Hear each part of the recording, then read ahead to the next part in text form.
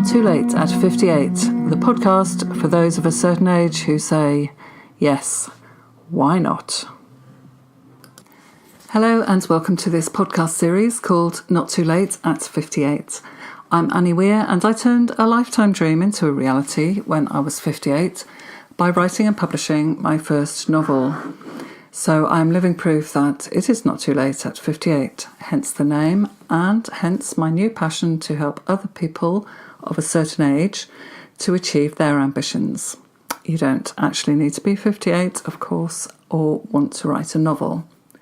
If you'd like to know more about me and Not Too Late at 58, just hop back to the first episode in the series. This episode is called Picture Yourself Having Done It. And this part of the process is really great. It's something to do quietly and by yourself and involves you living your dream right now in your imagination. We'll come on to planning in the next podcast, but for now, just relax into your own mind and pretend you've already achieved what you want to achieve.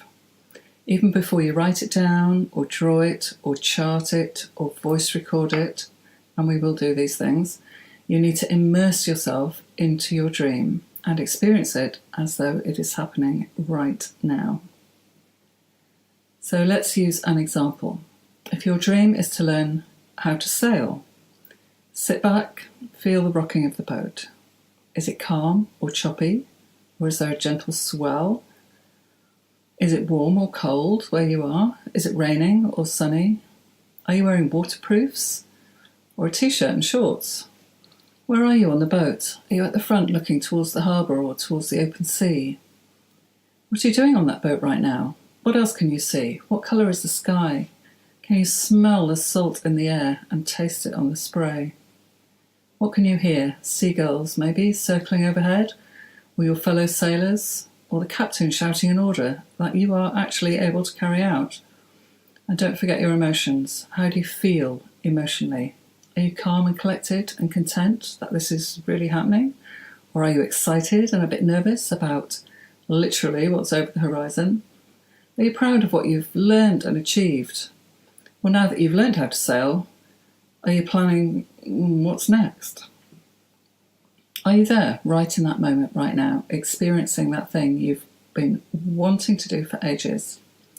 And that is an important point. Experience it in the present tense, as though it's happening right now. Okay, so we don't all want to learn how to sail. And this also works for long-term goals, like what you want to do when you retire and where you want to be. Here's my statement, for example, that summarises my visualisation. I'm 65 years old and living in Marcel Fawn, a fishing village which is on the Maltese island of Gozo. I'm sitting on my own roof terrace in the shade, proofreading my latest novel, He'll Be Watching. I feel contented with my lifestyle and excited about publishing my new book. When I look up, I can see the blue sea sparkling in the summer sunshine. It's 5 o'clock and I can hear the boats coming into the harbour after being out fishing all day.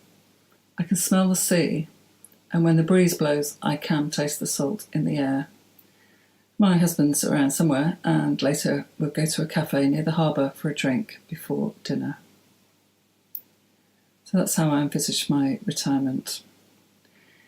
The technique can be used to help with motivation if you're perhaps training for a sporting event such as a 5k race for life or a 10k race or a half marathon or, well, even a marathon. And living the moment when you set off with the crowds of other people, looking round at their faces and hearing the cheers from the spectators and the supporters along the way, and at the end feeling exhausted and sore but so proud when you reach the finishing line. All these can help you through the hours of practice and preparation. You can use the technique to rehearse difficult conversations. You can use the technique for scary but exciting things like giving a talk or a presentation. If you're a musician or an actor, imagine giving that perfect performance. Hear the applause at the end. Feel that elation. I even used this technique about 15 years ago when I was trying to lose weight. If we were out and about, and I knew we'd end up in a cake shop or at the ice cream van or in a pub for lunch, I imagined the moment when I had to say, no thanks, or, oh, go on then, one won't hurt. So when the moment came, I was already in the right mindset and able to say, oh, no thanks, without any hesitation at all. And it is important when you use this technique to actually use all your senses. Although it's referred to as visualization, it is not limited to the visual. The most effective visualization techniques involve all 5 senses, and you need to feel it too. So to be so immersed in the mental image that it seems as if it's happening right now. Another point is you need to be the central character. Don't visualize watching yourself as an outsider, as though you're watching a film. Be the central character. You're in the middle of it all. And practice is another point. Effective visualization is not just a one-off wishful thinking or brief moments of seeing success. The only way to get better at it is by practicing. And a few minutes every day, or preferably twice a day, will reinforce the vision and help you move towards it.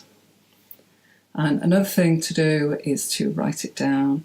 And we'll cover this in the next podcast as part of our action planning.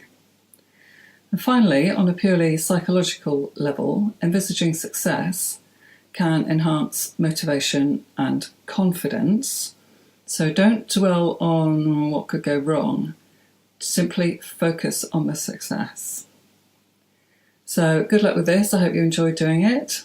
I'll see you next time with a download giving examples of visualization statements that you can use to help you draft your own. So I'll say bye for now.